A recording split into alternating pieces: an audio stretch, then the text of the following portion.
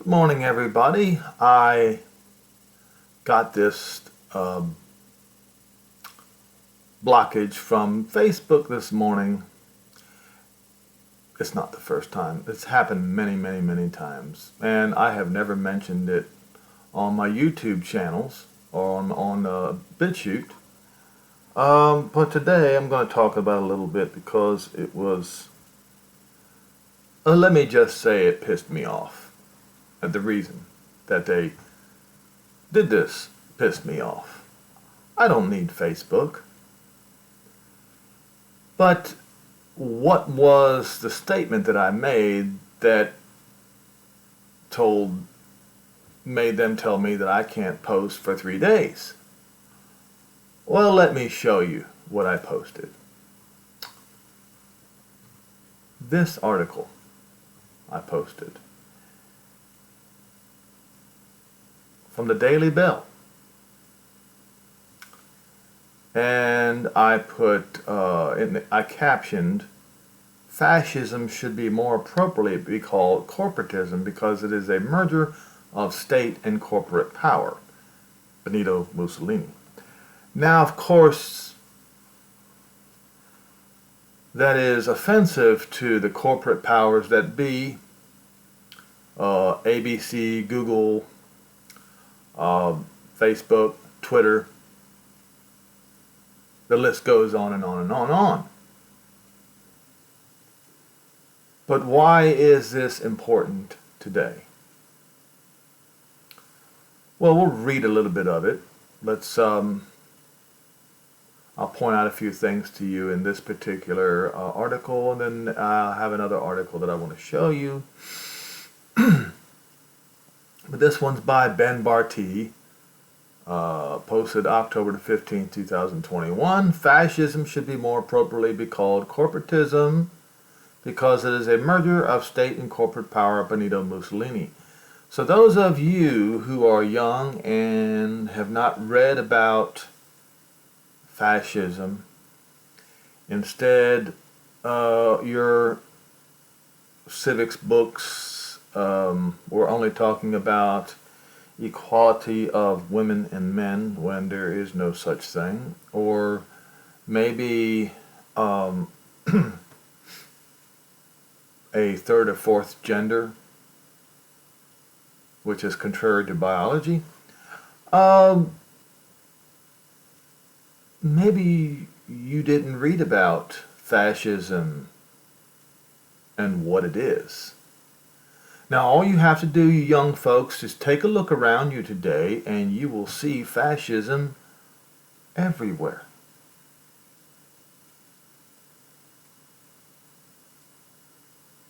You think that this world is enlightened, don't you? Well, the lights are about to be turned off, folks. Literally and figuratively. Because the world has embraced... Hold on. Let me rephrase myself. Because the whole world, the whole Western world, not just Nazi Germany and Italy, but the whole Western world has now embraced fascism. And if the cancer of fascism is larger, much larger today than it was in the 1930s and 40s, what will be the final result? All you have to do is go look and see what happened in the 30s and 40s and multiply it however many times you think it might be worse today than back then.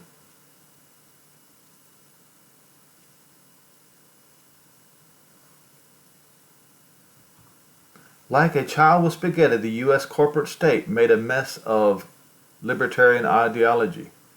Other Western political cultures do not recognize the exceedingly awkward and cowardly simplistic U.S. version of corporate libertarianism, which goes something like this: public domain bad, private domain good, competition bad, monopoly good, government bad, corporations good. Unlike some ideologies, libertarianism needs not necessarily deal in black and white. As humans gifted with free thought and capacity for reason, we should also be capable of nuance. Each of these propositions can be true in any given context.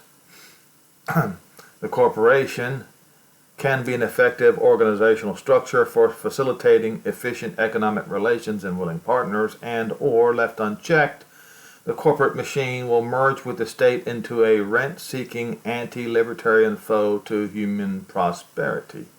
So which one do you think happened here?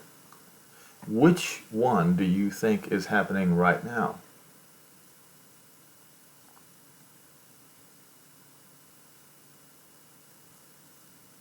The executives of any given corporation are tasked with maximizing profit above all. The public executives, in fact, have a legally enforceable fiduciary responsibility to maximize profit as their primary function.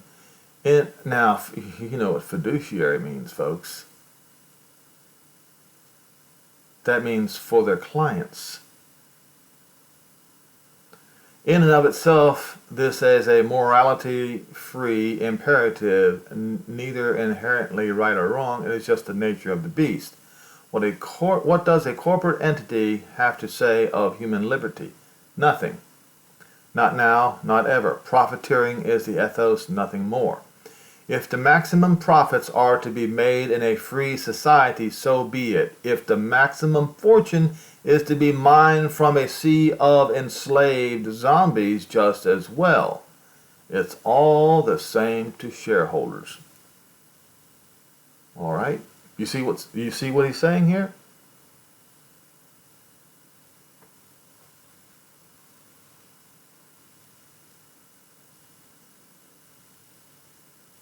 Take a look around you.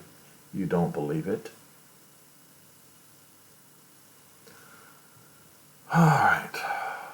What does a corporate... Okay, if maximum profits are to be made in a free society, so be it. If the maximum fortune is to be mined from a sea of enslaved zombies, just as well. It's all the same to the shareholders. Now, here's coming proof. Given those machinations, what happens when the corporation becomes the state? When the profit-seeking imperative of corporate enterprise merges with the control-seeking imperative of the government. Well, you have Nazi Germany and fascist Italy.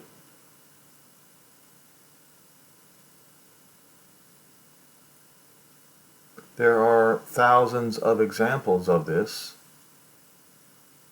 with Bayer, IBM being most notable, but there were many, many more.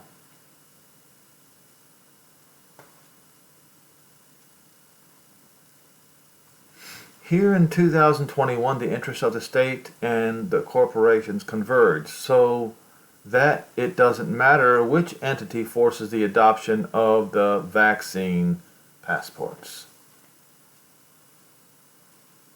Aha.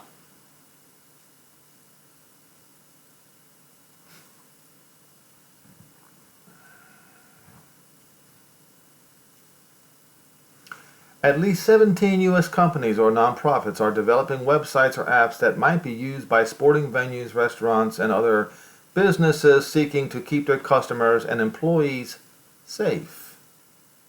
Is it safe? A man once asked.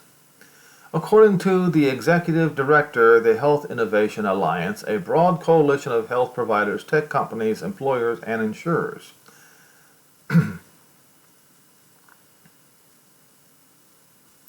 Ask yourself, if you can't work, send your children to school, fly on an airplane, cross borders, or even potentially shop at grocery stores without a vaccine passport, as CNN recently suggested, does it matter whether the state or a private corporation develops the app and runs the program? The end result is still the same, a dystopian hellscape void of any meaningful human freedom.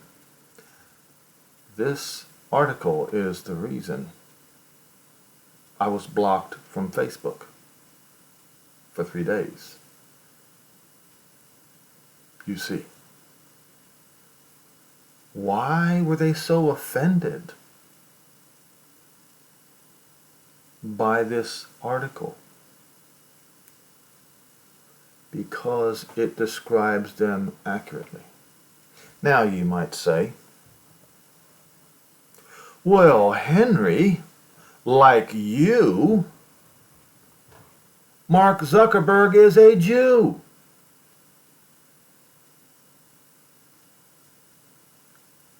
Well, have you heard of the term capo? K-A-P-O?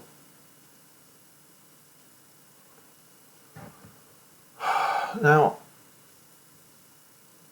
yeah, at this point right here, I think I can stop and I'll look up the word capo.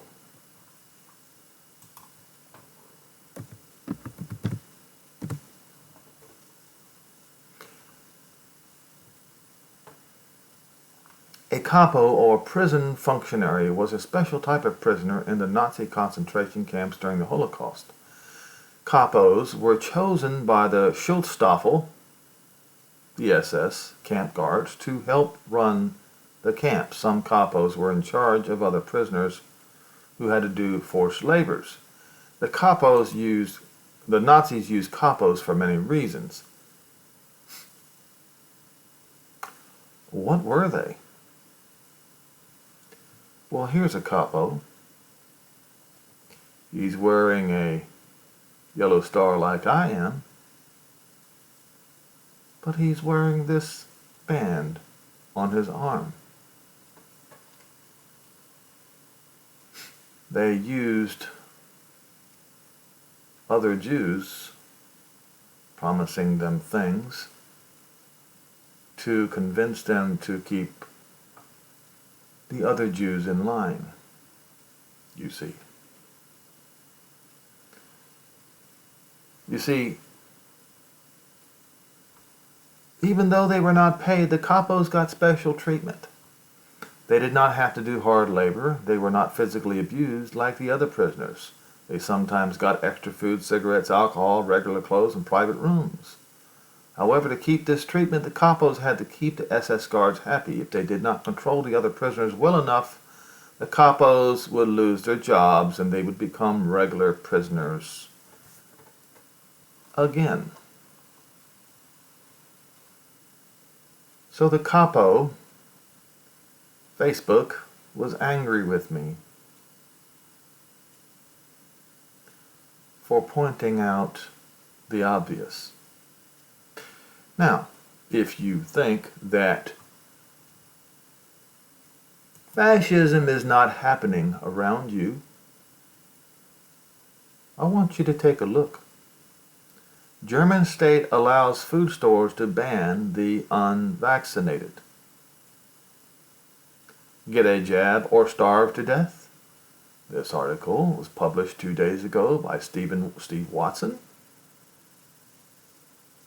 The German newspaper Bild reports that the state of Hesse has passed a motion that would allow food stores to decide whether they want to ban unvaccinated people from entering.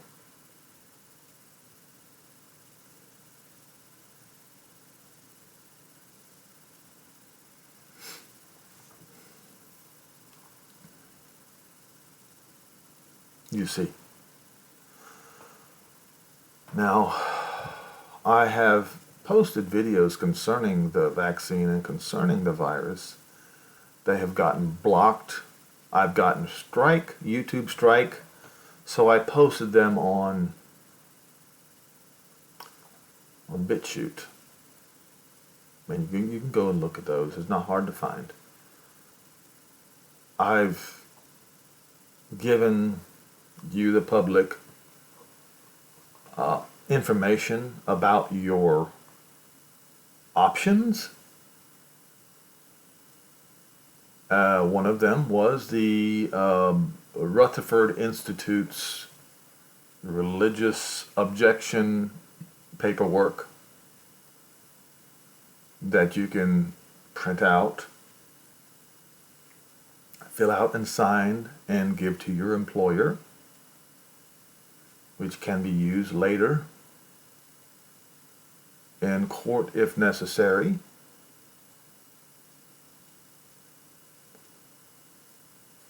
But we are now being completely surrounded by fascism, folks. All right? And if history has any way of repeating itself, some kind of a horrific war will start after fascism is implemented. Now, which brings me to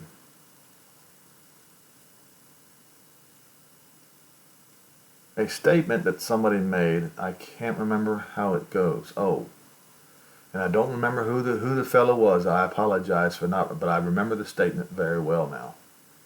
It says, World War III will not be nation against nation, but it is going to be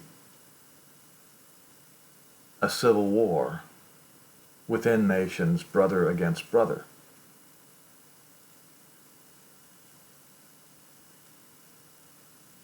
The way this is looking, it's kind of making sense. I mean, after all, you see the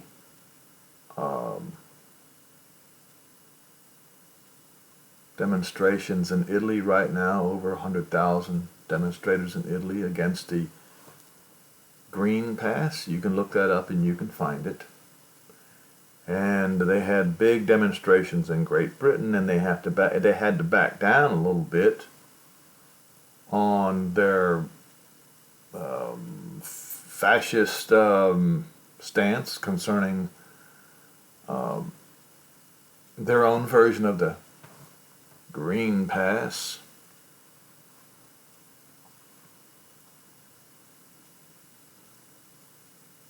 Now we have a deadline in the United States of America imposed by executive order. And if I remember correctly, I believe the deadline was either December the 8th or December the 13th, one or the other. That all companies, all the major companies would have to force all their employees to be vaccinated or fire them. And if they didn't, they would be heavily fined. You can look that up too.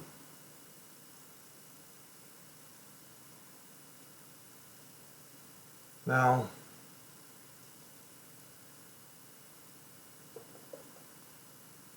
certain airline pilots are going to go on strike, so I have heard.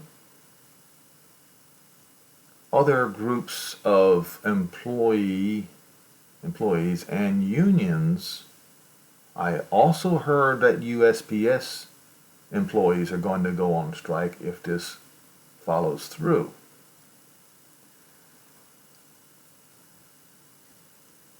If that happens, the supply chain will be at risk of being stopped completely. And if the supply chain is stopped completely, I see pitchforks and torches in the future.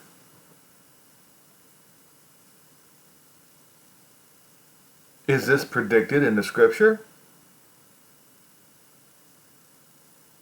In some way, yes.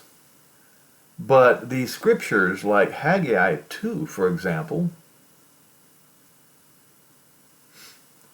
I didn't know whether it was a result of them flying or going to Israel and fighting and then killing each other, or if it would be back home and them killing each other. But the one thing that I didn't consider is that both instances would be right. What do I mean? What am I saying? I'm throwing out the hypothesis, folks. Theory, if you will. that a great, huge civil unrest happens on the earth first. And then the throne of David is raised up in Jerusalem, and then the Gog and Magog war, or the 10 toes, 10 kings and Gog Magog war together. As I pointed out, it is the same war. The invaders are defeated and they fight against each other again. I'm wondering if that theory might be the more accurate one. Let me make my case here. So we read about the situation in Haggai 2, where it says, and again the word of, not the Lord, but Jehovah, came to Haggai in the 24th day of the month, saying, Speak to Zerubbabel, the governor of Yehuda, saying, I will shake the heavens and the earth, and I will overthrow the throne of kingdoms, and destroy the strength of the kingdoms of the Gentiles, the Goi, and overthrow the chariots, and those that ride in them, and the Sus. In those days, in the old Hebrew, it meant birds, war birds. But it can mean horses too, war birds. In the war birds and their riders shall come down every one by the sword of his brother.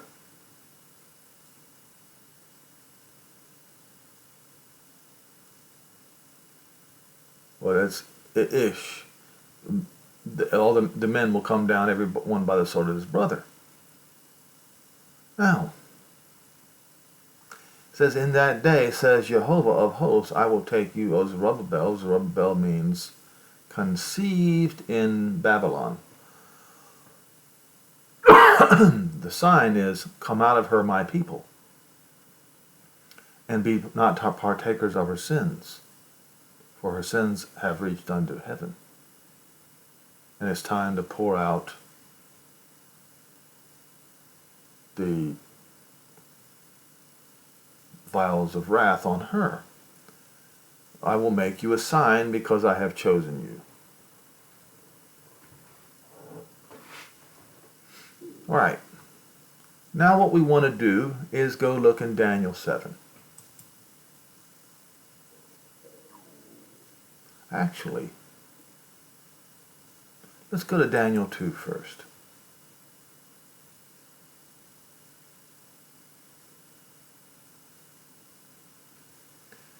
You, O king, saw, and you beheld a great image, and this image in verse 31 was, whose brightness was excellent, stood before you, and the form thereof was terrible. The image's head was of fine gold, that would be the king of Babylon, and his breasts and arms of silver, that would be the Medo-Persian Empire, and his thighs of brass, that would have been the Grecian Empire, and his legs of iron, that would be the Roman Empire, and his which smote the image upon his feet, upon the last part of the Roman Empire, the end of the Roman Empire, that were of iron and clay, and broke them into pieces. And then was the iron, the clay, the brass, the silver, and the gold broken into pieces together as one. And they became like the chaff of the summer threshing floors, and the wind carried them away, and that no place was found for them. And the stone that smote the image became a great mountain and filled the whole earth. The great stone would be Jerusalem.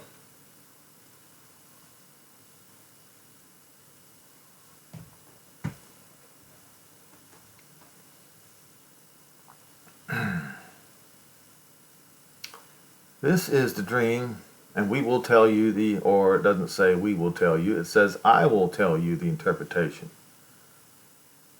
Behold the king, you are a king of kings, for the Elohim of heaven has given unto you a kingdom of power, strength, and glory. And wheresoever the children of men dwell, the beasts of the field and the fowls of heaven, they have all been given into your hand, and has made you ruler over them all. You are this head of gold. And after you shall rise up another kingdom inferior to you, and another third kingdom of brass, which shall bear rule over all the Ara, the land. The fourth kingdom shall be strong as iron, and iron breaks into pieces, and shatters everything, as iron crushes and shatters. The whole of these shall it break into pieces and shatter. And whereas you saw the feet and the toes, part of iron and part of clay, and part of iron, part of iron and part of clay, the kingdom shall be what? Divided. All right, hold on. Divided.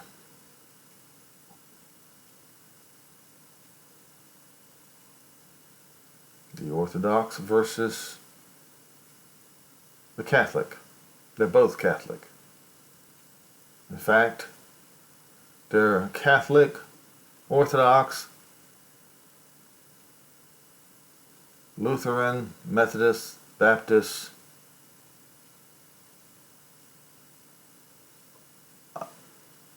Seventh-day Adventist. They're part of it too. And so are the JWs.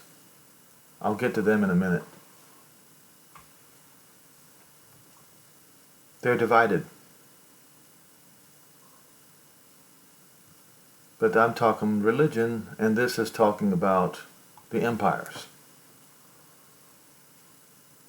So you had the Justinian Empire and you had the Roman, regular Roman, but they were both Roman. But we'll continue. Divided. And, or from out shall be in the strength of the iron, for as much as you saw the iron mixed with miry clay. Now we get the miry clay. The kingdom was divided, and then after that comes miry clay.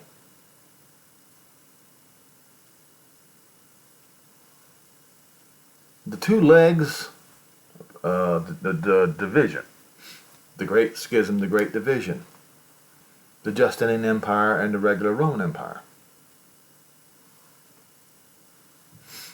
And it goes down to the toes of the feet, or part of iron and part clay, so that the kingdom shall be partly or from strong and from broken. So that's right, partly strong and partly broken. And of course all these wars shows that to be the case, you know, from medieval past all the way up to the present. And whereas you saw the iron mixed with miry clay, that's at the very end now, they shall, now it doesn't say mingle right here. It just says it shall come to pass. The seed of men shall come to pass, that's the seed of men, come to pass, not cling, this with this.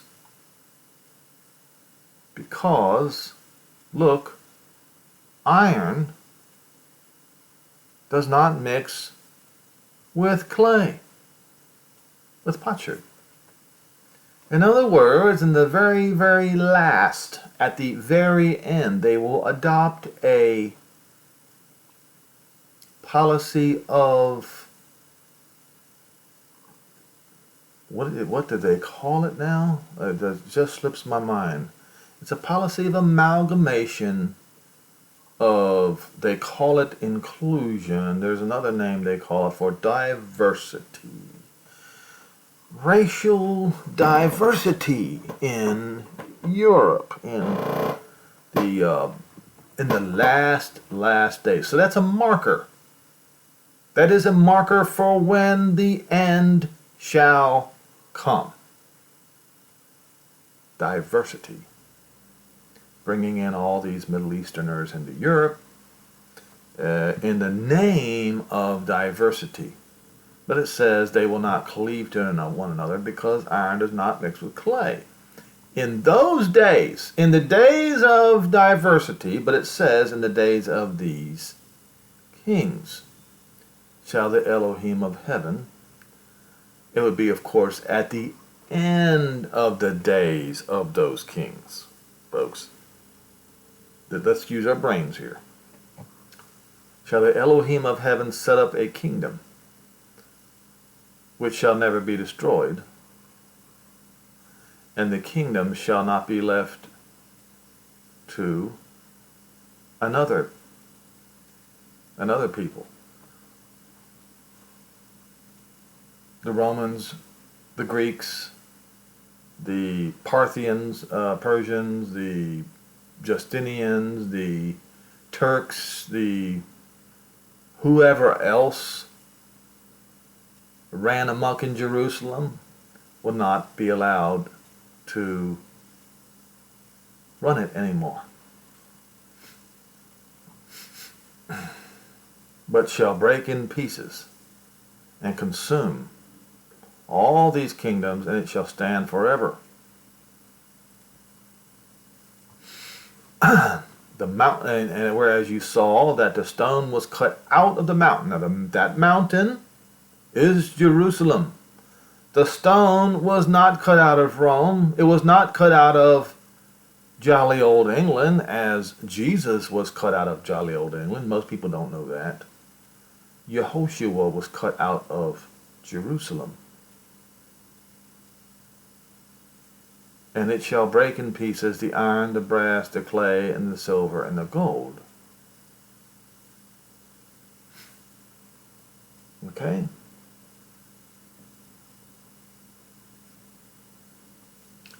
So the kingdom comes at a time of when diversity, the other statement that I made, I can't remember what it was the order of the day.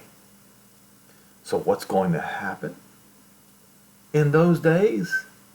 We read in Haggai 2 that he's going to overthrow the chariots of them, those that ride in them, their fighter planes, and their riders shall all come down, everyone by the sword of his brother.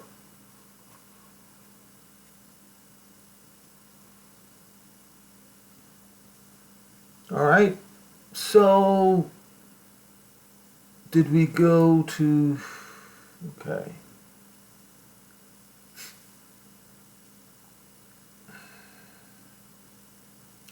Now we read about the little horn. I'm not going to read through the whole thing, but actually I should read through. I guess I'm going to have to, folks. You're just going to have to be patient with me.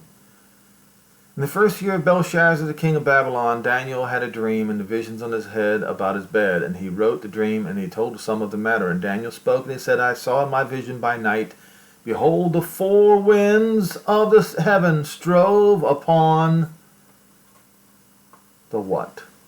The great sea. What is the great sea? The great sea, folks, if you bother to read what the Jews called the Great Sea, or what the Israelis called the Great Sea, that is obviously the Mediterranean Sea. And four great beasts came out from the sea, not the bottomless pit. Abyssos is the Mediterranean Sea. Let's continue. Different from one another. The first was like a lion and had eagle's wings. And I have beheld thereof, the wings were plucked, and it was lifted from the earth, and made stand upon the feet as a man, and a man's heart was given to it. That would have been Nebuchadnezzar. And behold, another beast, the second like a bear, and it raised itself on one side. That was the Medo-Persian Empire. One side, the Persians, was greater than the Medes, but the kings, at least I know one of the kings, was a Mede, Ahasuerus, or Ahasuerus, and that particular line was the Medes. This is not Russian, folks, and it had 3 ribs in its mouth, and of it between its teeth, and they said unto it, Arise and devour much flesh. After this I beheld, and I saw another like a leopard. That would have been the Grecian Empire, which had on its backs 4 wings like a fowl. You can read about the 4 captains of, after Alexander died, there were 4 kingdoms that came up after him. One of them was the Seleucid Empire, which was in Syria. Another one was the Ptolemaic Empire, which was in Egypt. And you should know the rest. The beast also had 4 heads, and dominion was given over it. And after this, in the night visions, and behold, a 4th beast, dreadful and terrible and strong exceedingly, and had great teeth, great iron teeth. So this was the beast of iron. And it devoured, and what did it do? Shattered. So it's the same thing that Nebuchadnezzar saw, but in a different way. That's the reason, folks, sometimes you have to realize, you have to, how do I say this? Take into account concerning the seals, the trumpet sounds, and the vials. There may be a pattern like this. I say maybe. I don't know yet. And the reason why I don't know yet is because the 7 thunders haven't sounded yet. 7 thunders? Go. You've got your computer, you've got Bible Hub. You can look, do a search for the 7 thunders that's written in the book of Revelation. And he crushed, trampled the rest with his feet. That's interesting language, kind of like what is written in Revelation 11, where they tread down, the Gentiles tread down Jerusalem for 42 months. He tread down the rest with his feet, and it was different from all the beasts that were before it, and it had 10 horns.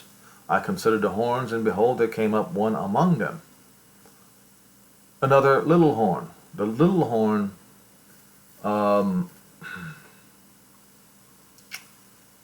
is the Vatican. One of the smallest kingdoms ever. You look it up. The horn means kingdom, before whom there were 3 of the first horns plucked up by the roots, and those 3 were the Visigoths, Heruli, and the Vandals. You can look that up too.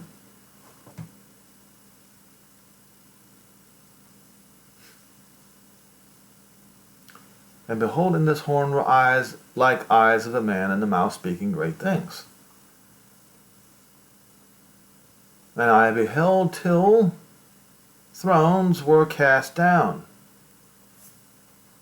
and the Ancient of Days did sit. So what happened? Did the thrones were cast down first, and then the Ancient of Days did sit? Is that what happened? And how is he going to cast those thrones down? Every one by the sword of his brother.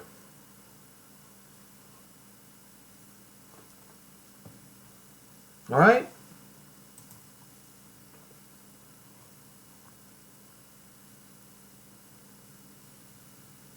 And the Ancient of Days did sit, whose garments was white as snow. The Ancient of Days is not Jesus.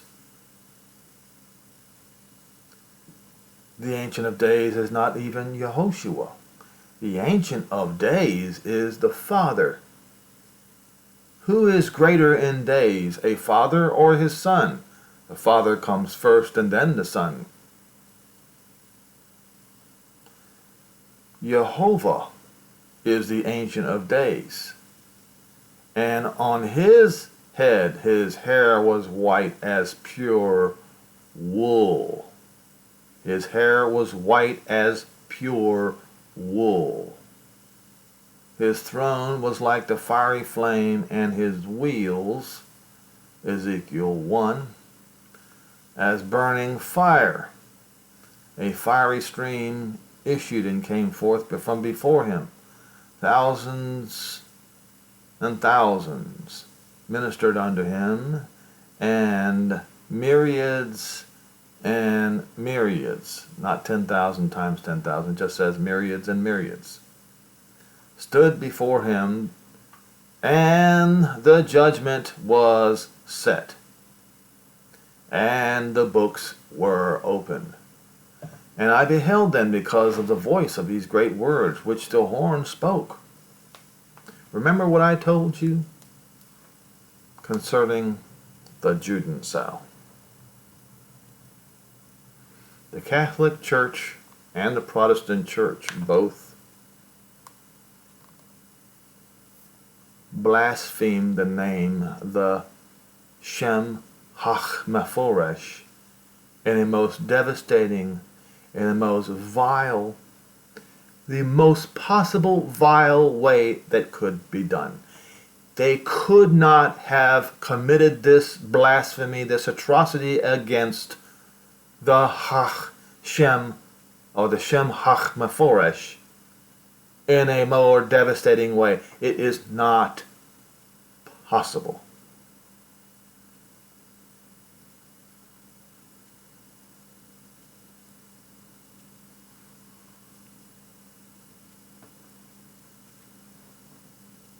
And since all the Protestant churches came from Martin Luther, they all do.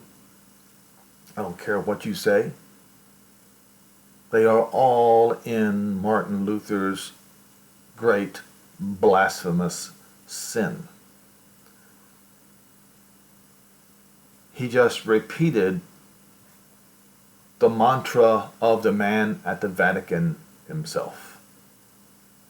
So all of these churches are under the little horn. The great words which the horn spoke, and I beheld even till the beast was slain, and his body destroyed,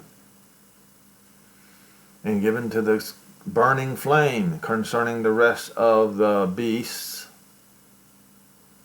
they had their dominion taken away, yet their lives were prolonged for a season and a time.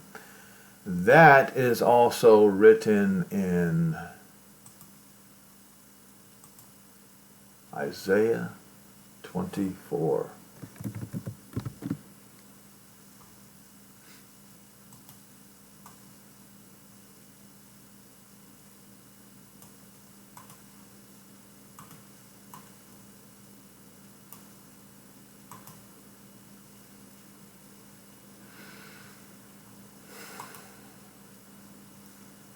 This here, Isaiah 24, is the great tribulation upon the Gentiles.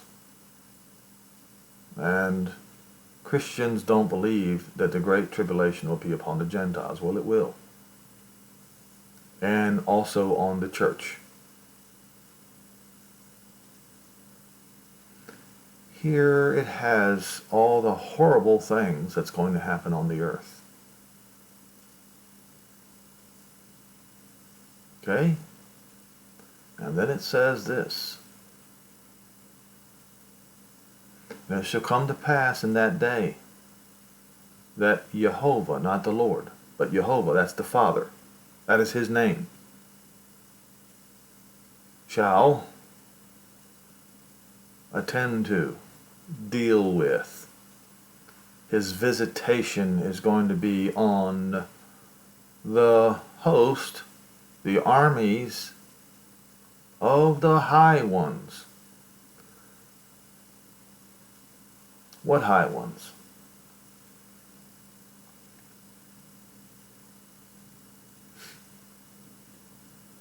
Who has the greatest army today in the world?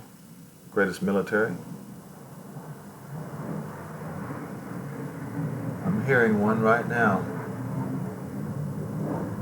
The United States of America.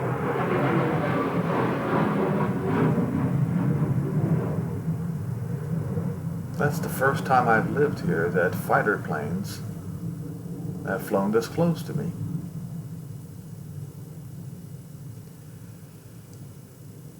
And of course, then there's China, Russia, but it says the 10 toes. Well, the United States sprang off the 10 toes, didn't it?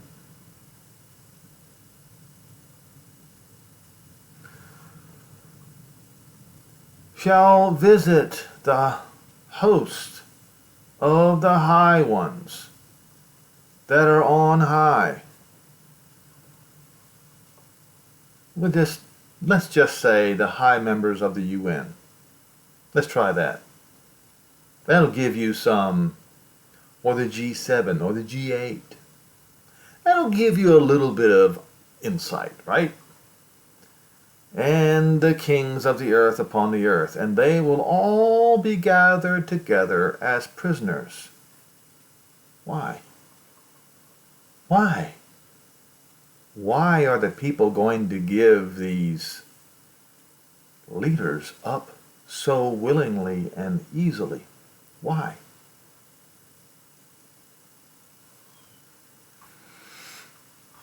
Are gathered in the cistern,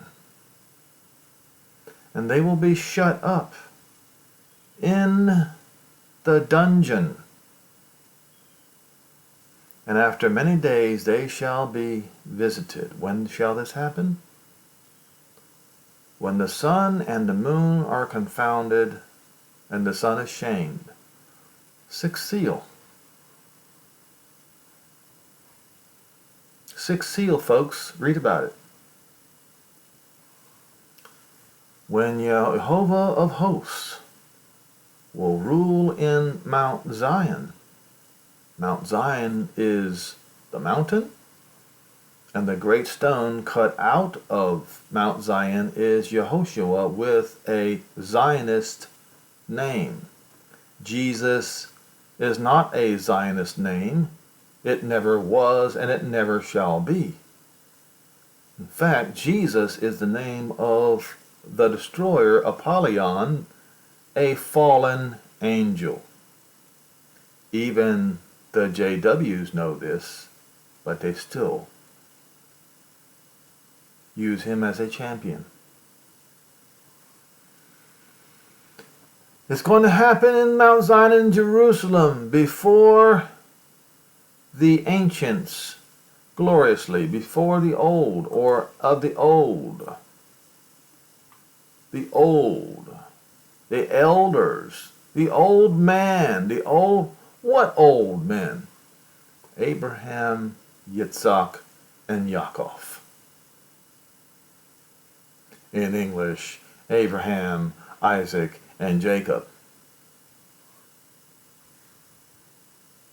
Now,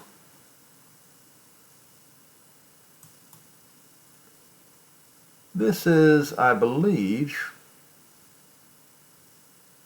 is this the Watchtower? Yeah, this is Watchtower, folks.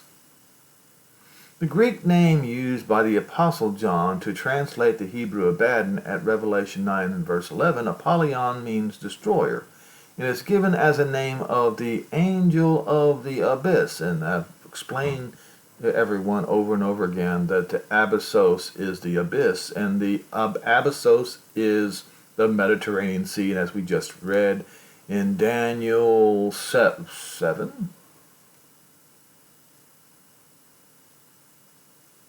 or is it either Daniel 7 and Daniel 2? These beasts came out of the great sea. That would be the Mediterranean Sea. All right. And when they come out together, it is the one great beast.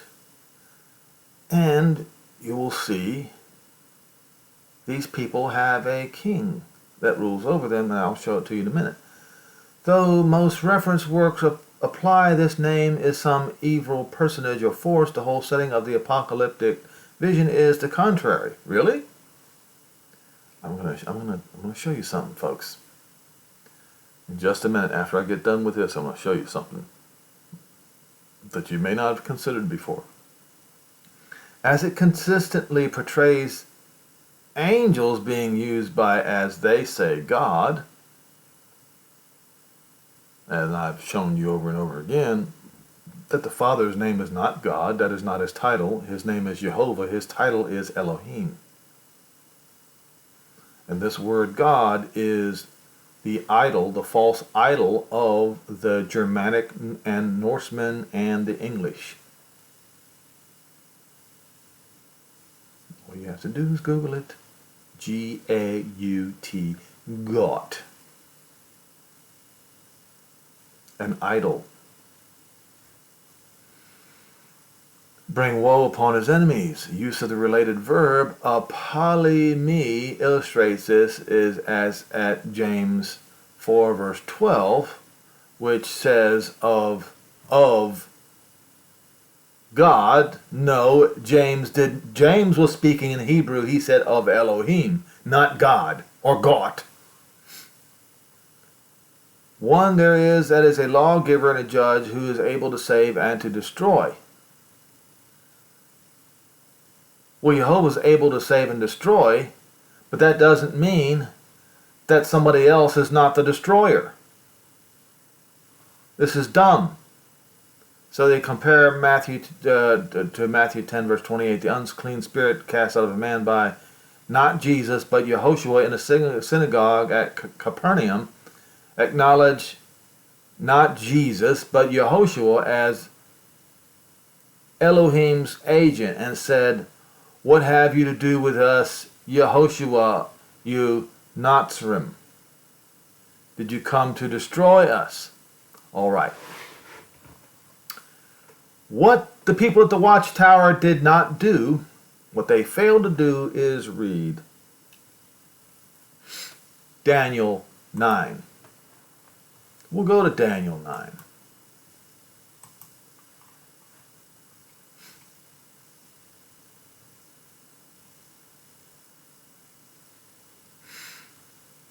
All right, verse 27. This is Titus, the Roman general, the prince of the people that shall come, the son of Vespasian, and he shall strengthen a covenant, not with Israel, but with his own troops, for 1 week, for 7 years. The siege was supposed to last for 7 years. Indeed, the war did last for 7 years, but in the middle of the siege, because the Jews were fought so aggressively against the siege, Titus lost control of his armies, and they broke in the midst of the week, and they did cause the sacrifice and oblation to cease, and for the overspreading of the detestable thing on the wing. So he placed the statue of Jupiter, aka Zeus, whom Jesus is named after, just like on every house of worship in all of Christianity, and shall make it desolate, Shemem, until it is consumed, completely destroyed, annihilated. So that makes Titus the destroyer. And I went over this. What is the 15th Legion? All right, 15th Legion of Rome.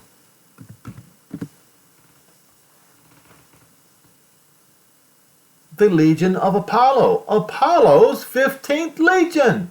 Who was the head of Apollo's 15th Legion? Let's see if let's go right down here to this chart. Where is it? Titus Flavius Vespasius. Titus, the son of Vespasian, was the head of Apollon's 15th Legion. Now we go to the book of Revelation. And I will get to this particular theory that I have. Let's see. Oh, well, let's do this here. Apollyon.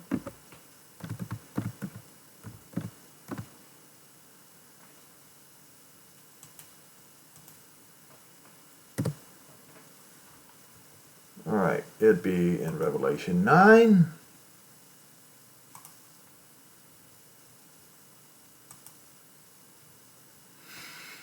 Now, the fifth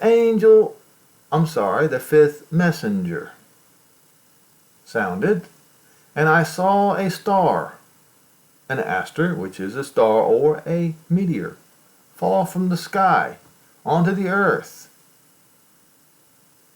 And to it was given the key of the Abyssos. All right?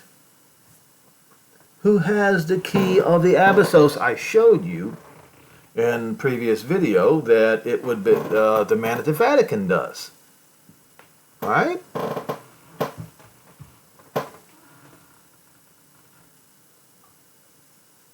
And to open the Abyssos.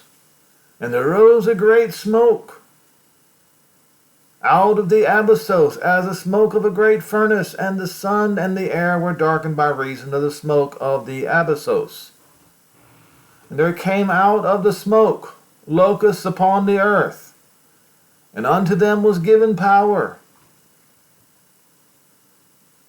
like the earth scorpions have. Oh, like the normal scorpions have. Okay? And it was commanded them that they should not hurt the grass and the earth. Locusts eat grass and the trees. But these, they were given a command that they were not supposed to destroy or burn up everything. Something else is going on. Something very peculiar is going on. Neither any green thing nor any tree, but only those men which do not have the seal of Elohim in their foreheads. What is that seal of Elohim? Well, we read about it in the at the sixth seal. It would be the 144,000 of each of the tribes of Israel, not of the church, but each of the tribes of Israel, but also the innumerable multitude that no man can number. What is that seal that's in their forehead? It is the name Jehovah. How do I know this? How do I know? Checkmate. Checkmate is coming, folks. It is in Yoel 2. Watch this. Here's how I know. I did not pull this out of my head or out of some other part of my body. No, sir. I got this from the prophet, who got it from the words of Jehovah Elohim, the Father himself.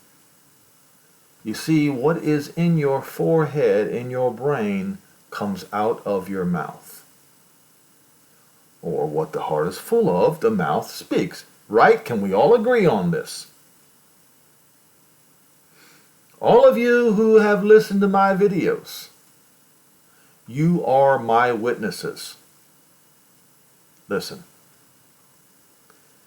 We're going to use Strong's Concordance carefully. And it shall come to pass that whosoever shall proclaim. To call, to proclaim, to read. I am reading to you right now. You are my witnesses. The name. The name of what? Not the Lord. The name Jehovah. The name Jehovah shall be delivered or shall slip away.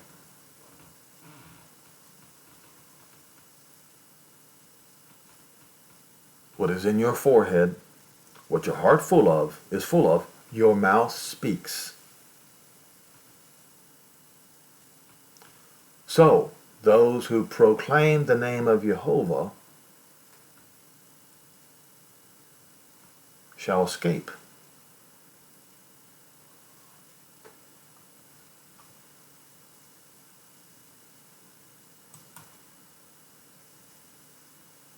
It is very clear those people are going to escape this plague. What is this plague? This plague is inflicted by the governments of Europe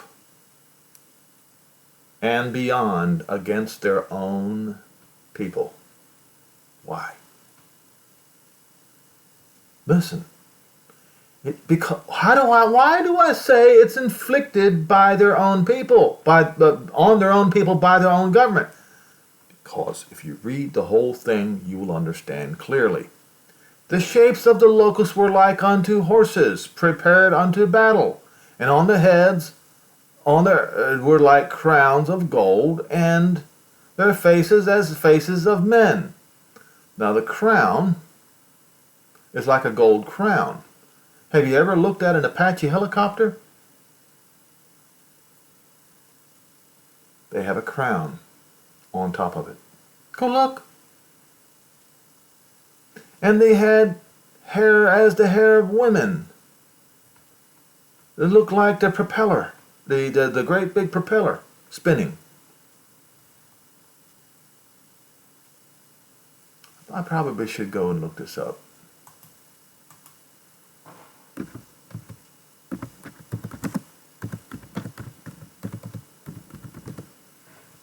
Let's have a look at it.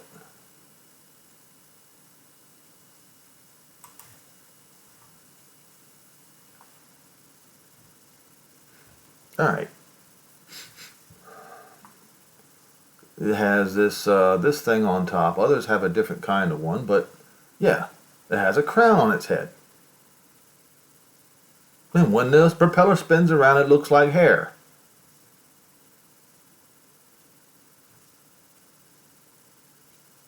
The radar dome, the crown.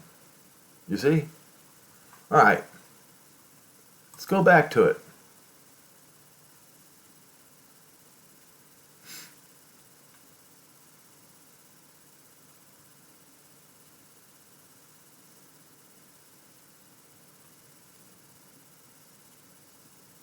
And to them it was given that they should not kill them, but that they should be tormented for 5 months. 5 months? Their torment was as the torment of a scorpion when he strikes a man. In those days men shall seek death and shall not find him, and shall desire, and death shall flee from them. So this is pre-utter destruction, or pre the Great War. This appears to be, is it to stop a rebellion? Is that what it is? We see a great rebellion about to take place on the earth right now against our own governments. Don't you? So what is this that they're doing? Is it some kind of, do they have another bioweapon up their sleeve?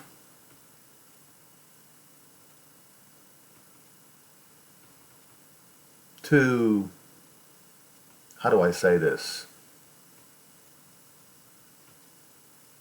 To take the strength out of men so that they cannot overthrow their governments?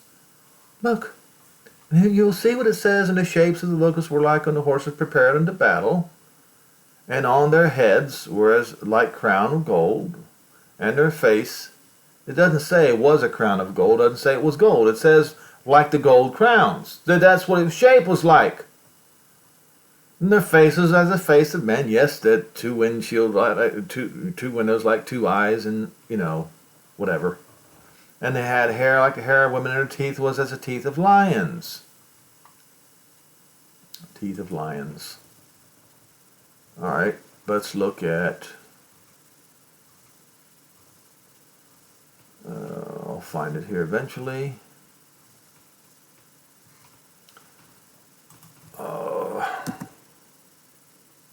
Painted teeth. There you go.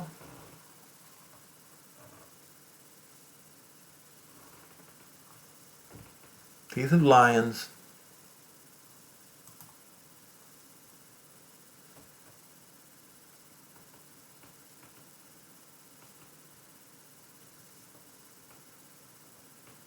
And they had breastplates like, it says like, as it appeared to him, they had breastplates of iron. Folks, come on now, we know what that is now. And if that is not enough, and the sound of their wings is the sound of chariots, of many horses running to battle. That's the sound of a helicopter, folks. That's the sound of a helicopter. Am I saying that it is a helicopter? No, I'm saying you use your judgment and figure out what it might mean. And they had tails like scorpions. Come on, man. Come on, folks. Really? Do we need any more proof? They had tails like scorpions. Right here.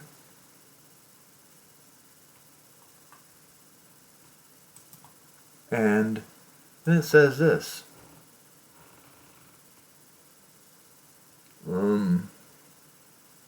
And there were a sharp point in their tail. There was a sharp point on their tail. Now it doesn't say there were stings in their tail. Do not see. You see what King James did? There was a sharp point on their tail, just like a scorpion. Well, guess what? So do helicopters. And their power was to hurt men for 5 months. And they had a king over them, which is the messenger of the abyss, the Abyssos, whose name in the Hebrew tongue is Abaddon, but in the Greek tongue his name is Apollyon.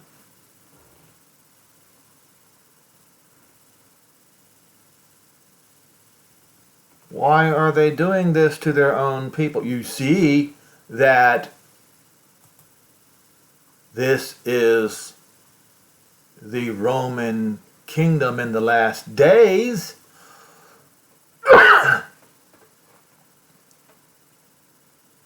You see it? What are they going to do? Says they're not going to be able to touch the ones who have the name of Jehovah in their forehead and in their heart and that speak it out of their mouth. However it won't affect them, it won't affect them. How Jehovah chooses to protect them, he will choose to protect them. But the name of Jehovah will protect you from that plague, that bioweapon, or whatever it is that they are going to inflict upon their own people. Why are they doing it? And I ask the question. You figure it out. Why are they doing it? Let's go back to Haggai 2.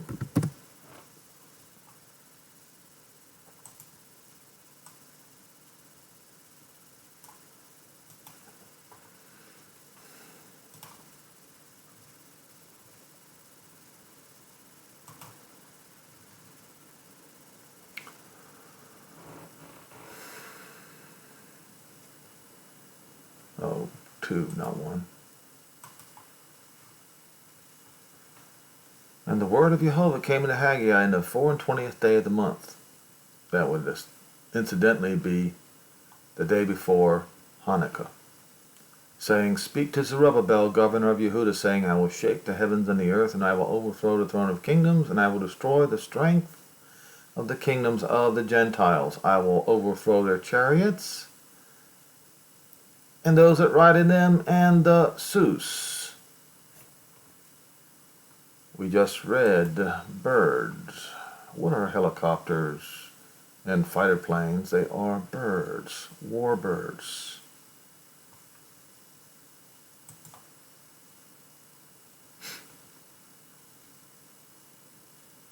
And those riders shall come down every one by the sword of his brother.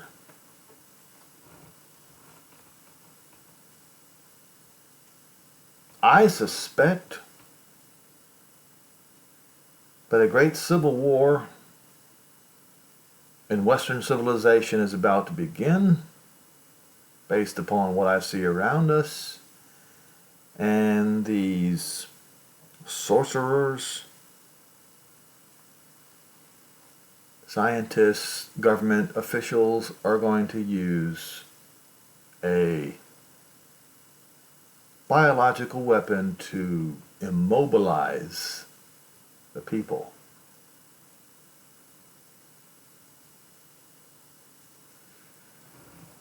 But that those who have Jehovah's name in their heart, in their forehead, will be spared from that, from the immobilization of 5 months. That's what I suspect. But that will fail. Because when we read here, there is going to be a civil war in Western civilization, to the point where I truly believe that presidents, prime ministers will fire nuclear weapons at their own people. Now, I know that's a shocking statement.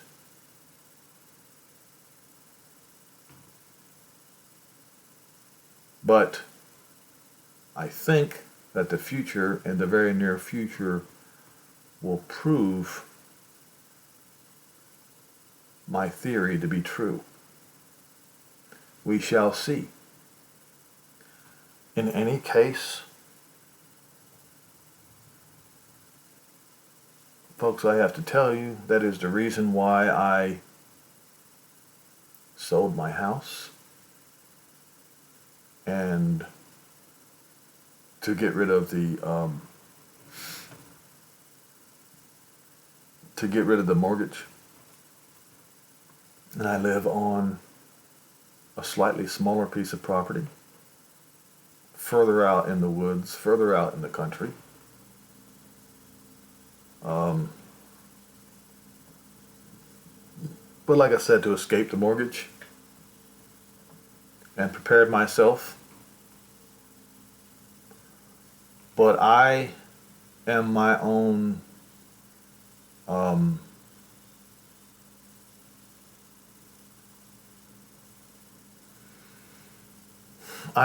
shepherd, so to speak, in this case. It is up to every one of you to decide what your circumstances are and how you should prepare yourself. Everyone's circumstance is unique. The only thing that I ask you to do is prepare yourselves.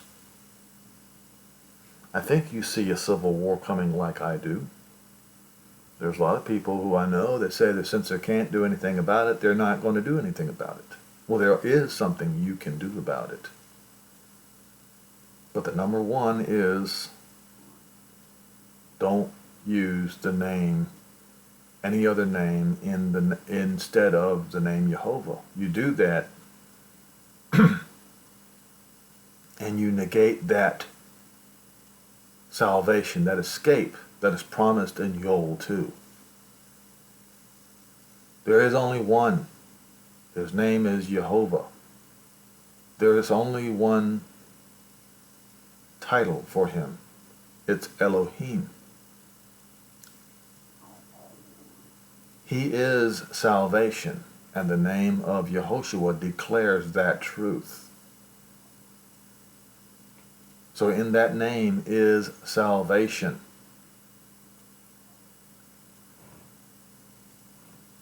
No other name can save you except Yehoshua or Jehovah's salvation. So,